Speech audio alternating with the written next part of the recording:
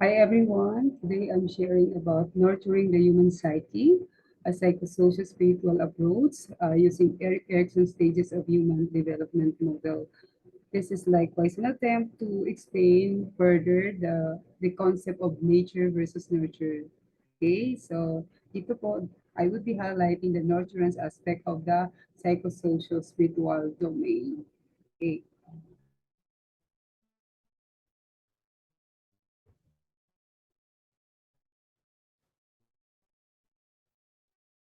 The objectives of this discussion would be to provide understanding how positive nurturance influences the person's view of the self and others. Second, to provide awareness of various dysfunctional attitude and behavior that emanated from poor parenting. And third, to appreciate the God-given identity and true self as his unique design. So as you can see in the picture, there's the pyramid would show the developmental stages as well as the chronological age. So the first stage would be yung 0 to 2 years old, which is said to be the basic trust, the foundational building blocks of all human relationships, and is accomplished during the first mental years. Okay? A break in the first mental year would cause a break all the way through life. So pagka meron pong deficit during the first mental years, which is 0 to 2 years old, those deficits would have an impact all throughout the adult life. Bata pa, hanggang sa kanyang paglaki, hanggang sa kanyang pag-asawa, maaaring makikitaan na siya ng dysfunctional attitude and behavior. Okay. So what is basic trust? Um, Basic trust is the ability to entrust your heart to God and within wise boundaries to others. Basic trust helps keep the heart from judging its caretakers. By understanding the needs of its life states, we can pinpoint where faulty thoughts were formed. So, yung basic trust po, basic trust is basic, not basic, um, our ability, our experience, our belief that we can truly and fully entrust our mind, body, and soul to God.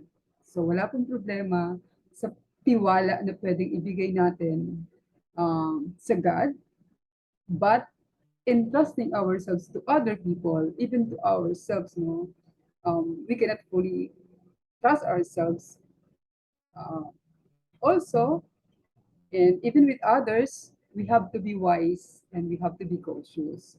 So I think that in this principle, it's a wise thing to do to be cautious in trusting ourselves and trusting other people as well. Okay? So kung maganda po ang pagkahubog at pagpapalaki sa isang tao mula pa sa sinapupunan hanggang sa kanyang paglaki, meron din siyang magandang memories about the caregivers. And the caregivers are simply the parents, the tito and the tita, the immediate family members from whom the child actually experience in trust, in trusting himself or herself, in trusting her needs to the caregivers who actually fulfill those needs. Okay, so kung maganda po ang kanyang relationship with the caregivers and the caregivers are that trustworthy, then the mind will have that consciousness. Now it's okay to trust. It's safe to trust. And he will have no judgment or negative perception about other people around him. So, yun po yung isang uh, consequence ng positive experience during the stage. Okay? Kung meron man pong kung meron man later on may deficit or issues during basic trust stage, uh, maaari po itong makita agad kung saan nagkaroon ng maling kaisipan, maling pananaw, at maling pagtingin sa mga tao. O kaya, especially with the caregivers, no? Right. So kung saan po ito nagsimula? Saan nag-ugat yung mga maling uh, maling paniniwala, maling uh, judgment or interpretations or issues about people around him, kahit sa sarili niya. Okay, then who is responsible for basic trust? Number one, our parents' action can make it hard to form basic trust. But ultimately, we are responsible for our own reactions. As we grow, we become responsible how we will respond to the ano kind of parenting that we were raised with, no?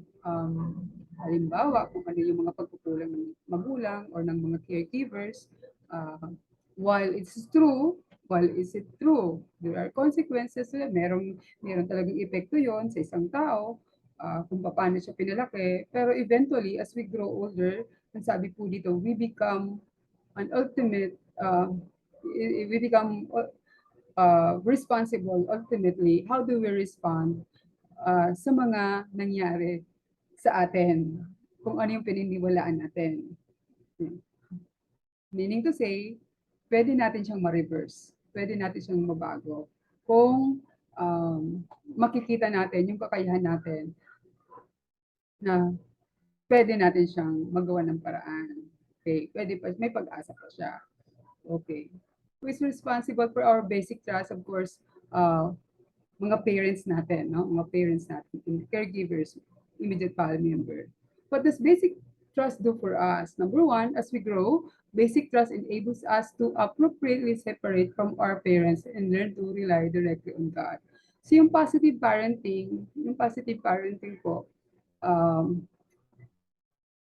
train us or would teach us to to rely to rely fully to God, rely fully to God, so that when we as we grow older, as we age, we learn how to little by little be independent. Okay, learning to directly entrust ourselves fully to God, and little by little separating ourselves from our parents. So that's a good description of a maturing individual, growing, yung growing or maturing individual, no longer dependent to the parents, no longer that attached to the parents, but slowly learning to walk independently, and likewise becoming more independent to God. So, iba po yun, no?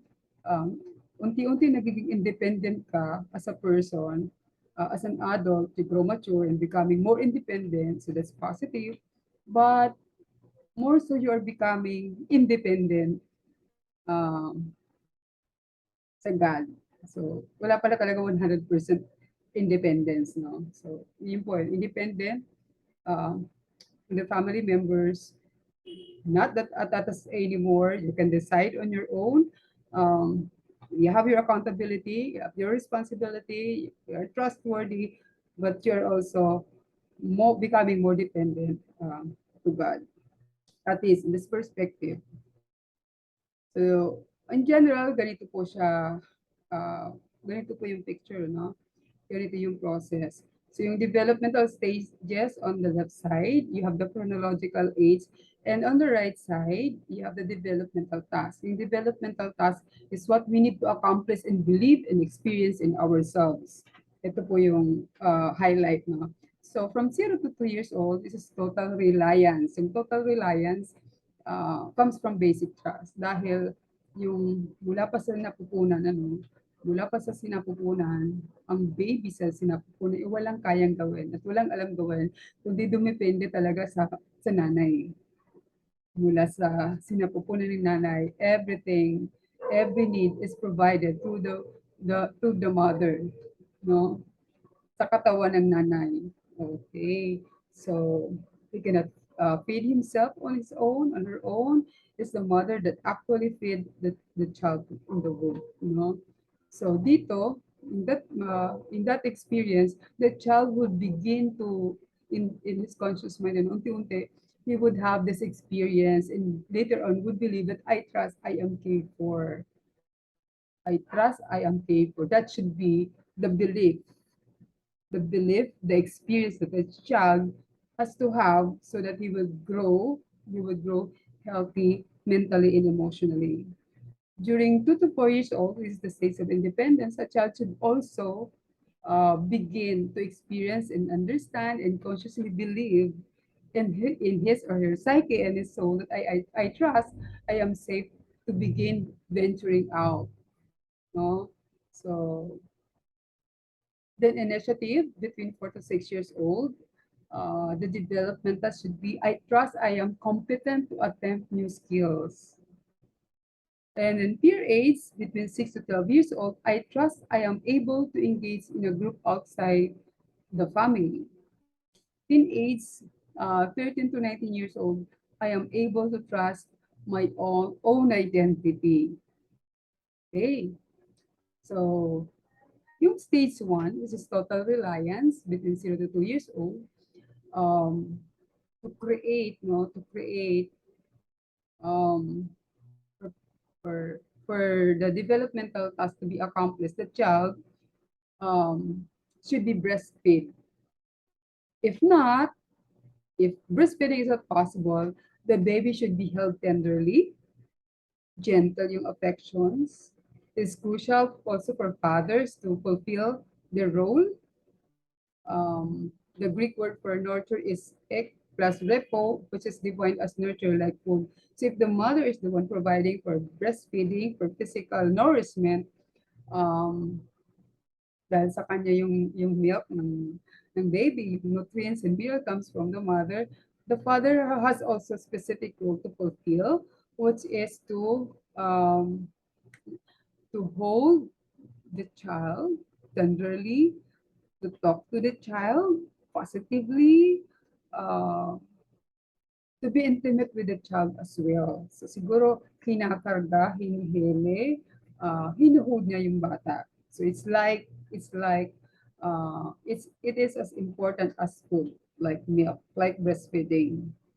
So yun po ay napakahalaga because actually feeding the child should be relaxing and nurturing, not just to the physical body, but also to the soul.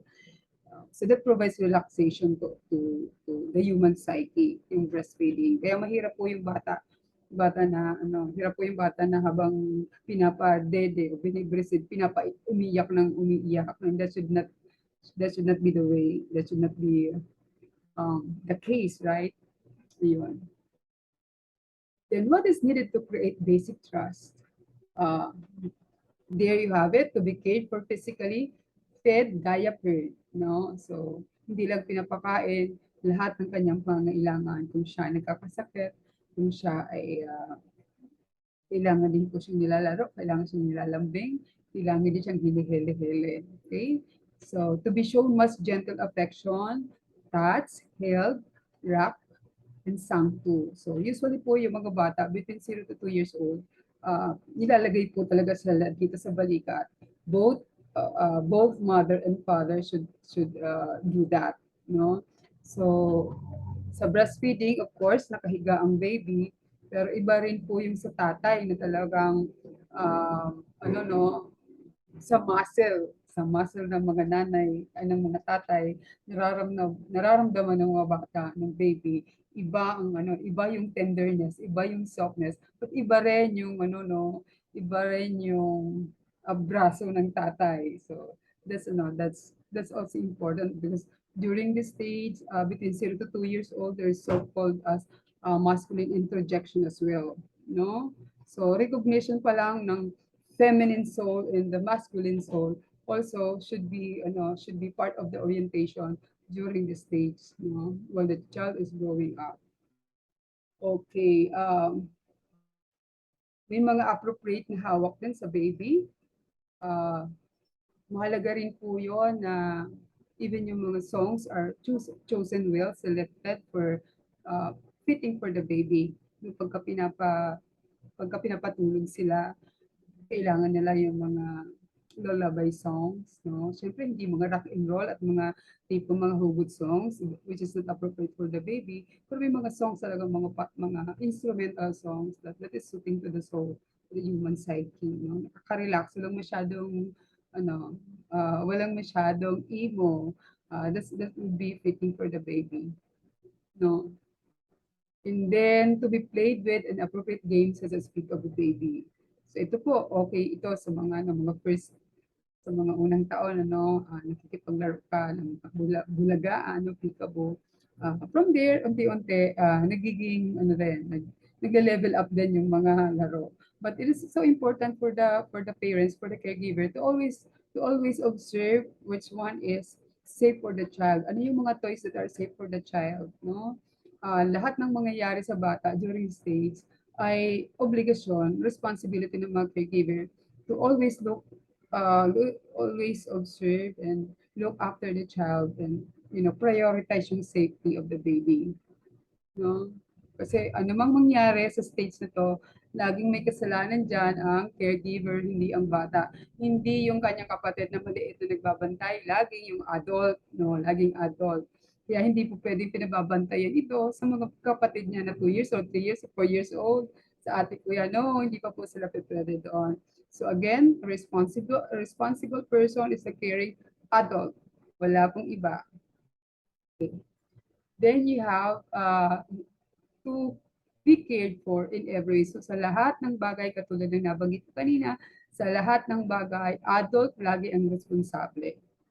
Sa case po natin, pag minor age, magulang talaga ang kinakasuhan. Hindi ang mga kapatid ng mga bata din, ng mga minors ang responsable. Okay? So DSWD will of course run after the adults, no.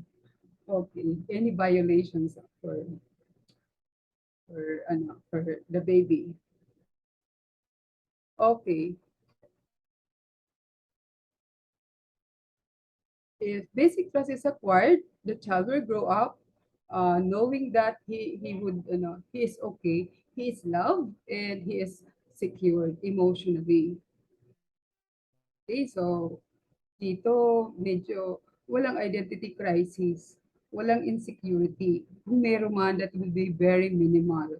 No? And assured of his love. So wala siyang kailangang patunayan sa sarili niya to be accepted. Okay.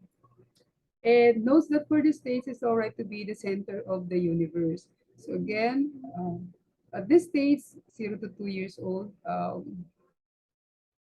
simula na po yan na yung bata medyo nagpapapansin, and it's okay for the child, no, to seek attention. During the stage, normal po sa bata talaga nagpapapansin.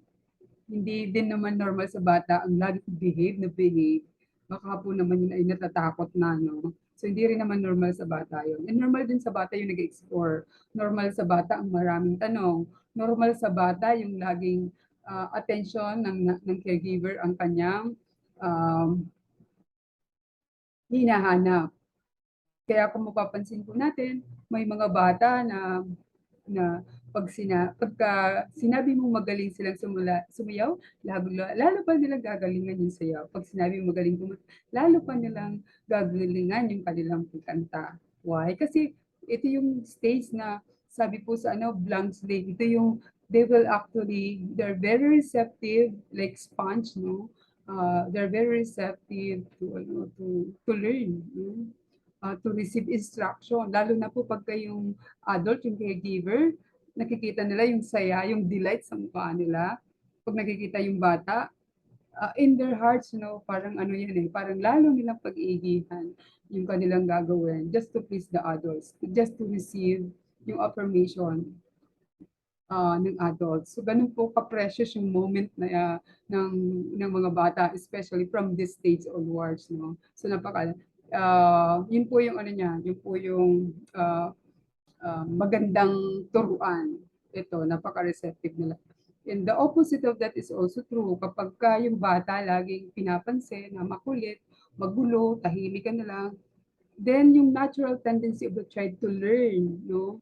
To learn, nadi-defile din po. So, nadi-disrupt or later on, baka ma-confuse sila, baka umayaw na lang.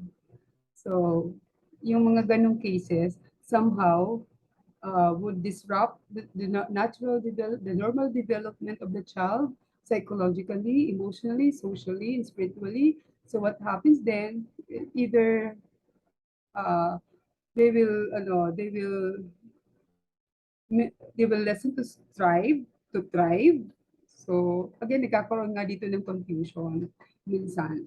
Okay? So, ganun po kahalaga yung role ng caregiver to always look after the child's needs at naiintindihan nga po yung stage of development and the need or developmental task that they need to accomplish or acquire so that the next stage will be much easier to accomplish. Okay, again, word of caution, ito pong stage na 'to, marami dito yung may mga bata ditong laging nale-label na makulit, papansin. Pero kailangan sila pansinin positively reinforce the good side of their development. And sometimes we need to ignore sometimes we need to ignore yung negative behavior so that we will not reinforce that the negative behavior that the child might just keep repeating on. Okay. Uh, and then ito po, pagka may mga behavior ang bata na pagka inulit-ulit nating pinupuna kasi gusto nating mabago, ang natatandaan nila yung behavior, hindi yung dahilan kung bakit natin sila pinupuna. Kasi nga bata, they can still process kung ano yung mas dapat nilang gawin. So, ang tawag po dyan yung law ng conditioning. Lalong pinupuna, lalong nakukondisyon. Kaya sabi nga po nila, uh, pag pinapansin, lalo pa. Napansin na nga, lalo pang nagiging mas makulit, sabi nila. So kasi laging pinapansin, minsan we have to ignore that. So that's one. Pag hindi na pinapansin, somehow they lessen the urge, no? Yung urge nila to keep doing it, nila lessen na rin. Kasi it's the attention that they're actually getting. It's the pleasure of getting the attention. And then with positive nurturance, the child is able to receive nurture from another. So hindi po mahirap sa bata ang turuan kapag positive. Kasi again, very open and receptive ang mga batang positive ang development to receive instruction from the adult. Lalo na po yung mga adult na magaling mag-communicate sa bata, the tone of voice, the way instruction is stated, gusto nila yun. Minsan mas gusto, kaya sila minsan ng tanong, ano, kasi mas marami pa silang gustong marinig at matutunan. Okay. Is able to hold the heart open to others in life even after a wounding experience. So this is also true na pagka ang bata positive, ang development, madali silang um, madali sila makarecover, no? Madali sila makarecover kahit na nasaktan, kahit na nakagalitan, babalik at babalik pa rin sa nanay o sa tatay o kahit sa caregiver na hindi sila nagdadamdam, no? Hindi sila nagtatanim ng sama ng loob. And again, balik sa dati, able to open their hearts to others, no? Madaling patawad, madaling mag-let go. Kasi naiintindihan nila kung bakit kailangan nilang gawin yun. Naiintindihan nila ba't nila ginagawa at bakit sila itinatama, ikinocorrect. Also, is resilient. Resilient, lalaki siya ng matatag, may katatagan. So, sa Erik Erickson's development po, every stage has a crisis, All right, with the ability to be resilient, hindi po siya mahihirapan mag-cope and adjust when it is necessary. So again, sa developmental stages with Erik Erickson's crisis is expected, but proper adjustment is the proper coping, the proper response, the appropriate response. Kaya po, adjustment ang pinakamahalagang developmental task in every stage. Okay, so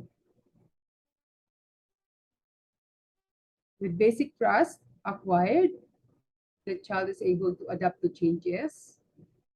learns that parents exist even when they are out of the room. Okay, so yung mga bata na lumaki na maganda ang kanilang experience with the parents, with the caregiver, hindi po sila matatakutin. Hindi po sila yung mga batang tinakot na merong madilim dyan, huwag ka pupunta dyan, merong mumu, merong magagalit si Papa Jesus, hindi po sa yung mga tinaniman ng galit ng mga caregivers. And because that is manipulation eh. So they are the kids who actually learns what is real and what is not. Hindi sila yung mga naniniwala sa mumu, no? Na pag may diyan merong magki-kidnap sa kanya, no? So, realistic ang kanilang pananaw sa buhay kasi itinuro sa kanila kung ano yung totoong threat at ano yung ah, ano yung reality. Okay, so even yung parents are not in the room, he knows exactly na parents are just there. At kahit umalis ang mga parents, he knows that parents will be back for him. And he will not be abandoned nor be rejected. No? Hindi naman siya aabandonahin. And sigurado siya doon kasi meron siyang ebidensya, meron siyang karanasan na it will not happen, it didn't happen, and the parents or the caregiver assured him of that. Kasi wala siyang alam sa wala siyang idea yung gagawin niya ng kanyang parents. Unlike yung mga bata natin na pinalaki sa takot, wag lalabas dahil ganito, wag pupunta doon kasi ganito. Later on in their lives, it will create anxiety, no? So, bata pa, natataniman sila ng anxiety. So, it's just a formula later on for dysfunctional behavior, no? Yung mga unrealistic fear, no? Also, another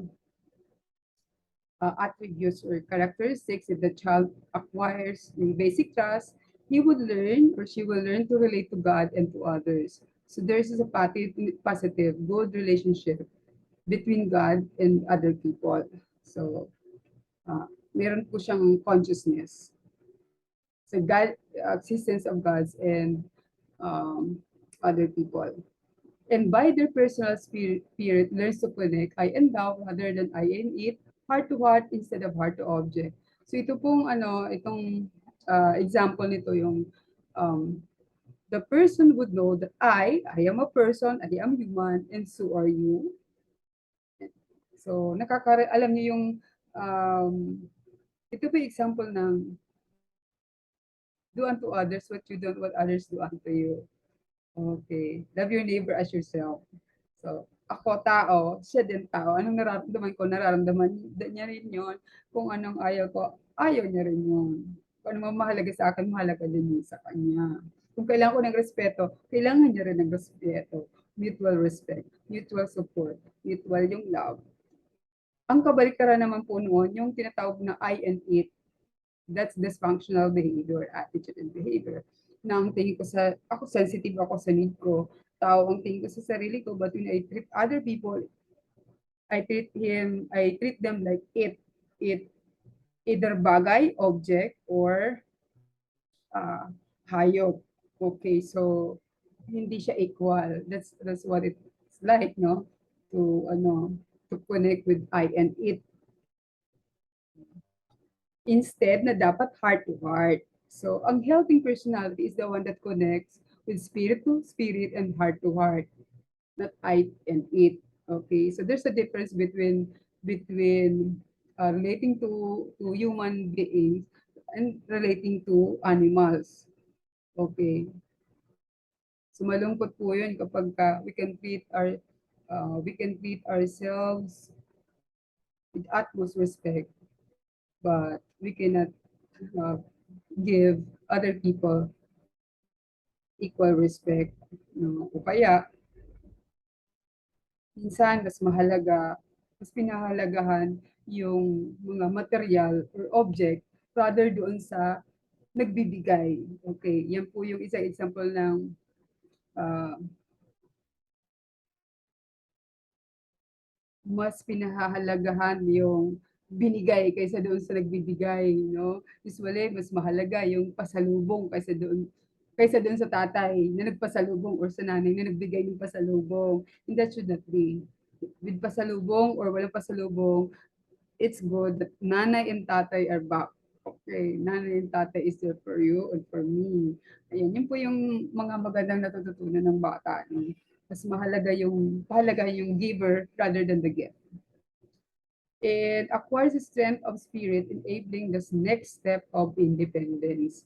So, ang kahalagahan po dito, yung habang pag nabubuo na yung pagkatao, isang tao, acquiring the need, acquiring the next step for the second stage, lumalakas po, no, malakas yung kanyang spirito to develop the next competency, the next developmental task for the second stage.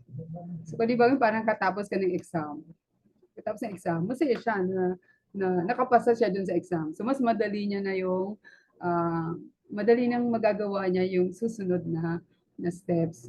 Okay, so pag tinignan po natin, while I'm sharing this with you, I'm also reminded how, the same principle that applies in understanding mathematics. Naalala ko lang po kasi yung math, before you can actually learn how to solve yung complex principles, complex mathematical computations like yung mga calculus, you have to go to the basic first. You have to know the basic operation, yung for operation. This is foundational to understanding mathematics, no? Addition, multiplication, division, multiplications. So parang ganun din po sa buhay, ano?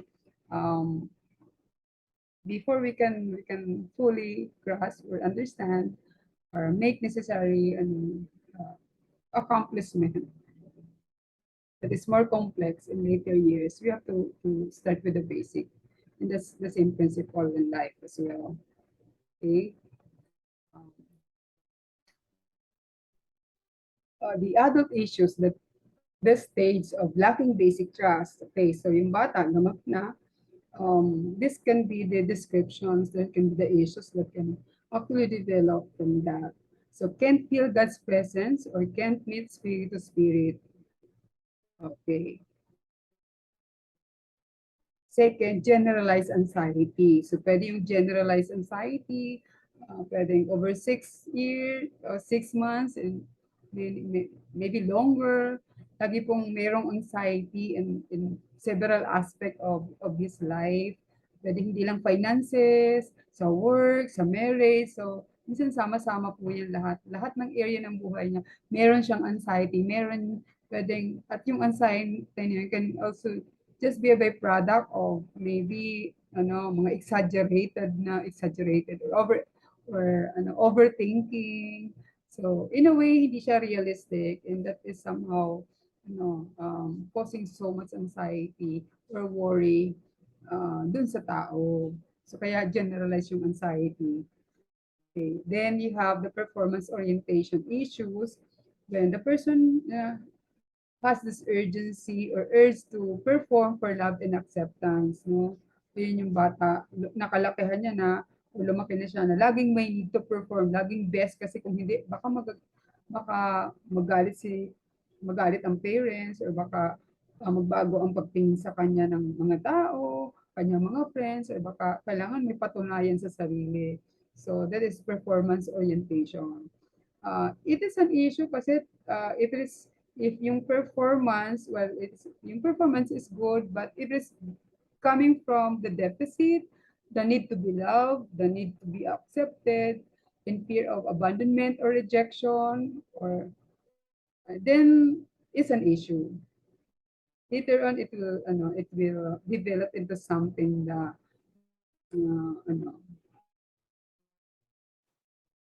the person would really feel overburdened, no? Yun, confuse yung tao doon. And that is not healthy. Next would be controlling by compliance or dominance. Controlling by compliance or dominance, of course, is a description ng manipulative behavior this is true to uh, relationship that are codependent, with codependency by nature. So ito po yung downside ng mga uh, downside or mga issues na pwedeng resulta ng lack of basic trust. Okay. So ang tanong po dito, kailangan ba talagang magtiwala sa kailangan ba tayo magtiwala sa ibang tao? Siyempre, pipiliin natin talaga yung pagkakatiwalaan. Hindi lahat, hindi naman lahat ay kaya nilang i-handle hindi lahat ng tao kayang i-handle. Yung totoo. At hindi lahat kailangang ah, alam kung ano yung nangyayari. So, pero dapat meron at meron. Dapat meron. At in this concept, it's really important to trust, number one, Creator, God. If yung may concept ng God, yeah. Importante po yung concept ng God sa perspective ng psychosocial-spiritual, where you can fully entrust your heart. And at some point, you have to have one, you have to have some trusted and are really uh, mature in sense na they can also handle well yung concern ng isang tao. So that is where it should be. Okay. But definitely, it won't work kapag hindi tayo nagre-relate sa kapwa at sa God. So yun po yung concept ng psychosocial spiritual approach. Okay? It's a triad. So let me just read this before we end. Psalms 22, verse 9. It was you who brought me out of the womb, making me secure at my mother's breast. Ephesians 6:4. Fathers, do not provoke your children to anger, but bring them up in the discipline and instruction of the words. So this is the end of stage one. Okay, if you want more videos, you can search and check Elijah House Video School International. Their audios available in their website. Also with John Bradshaw, the 8 stages of man. Are you still getting my report card? But there are more videos that you can watch, because what I'm sharing actually here is classic videos. These are classic teachings. So there are also one with healing 8 stages of human development. There are more of this, so you can also watch that for further reading if you want to um, make your own self-help study. Okay, thank you so much and God bless.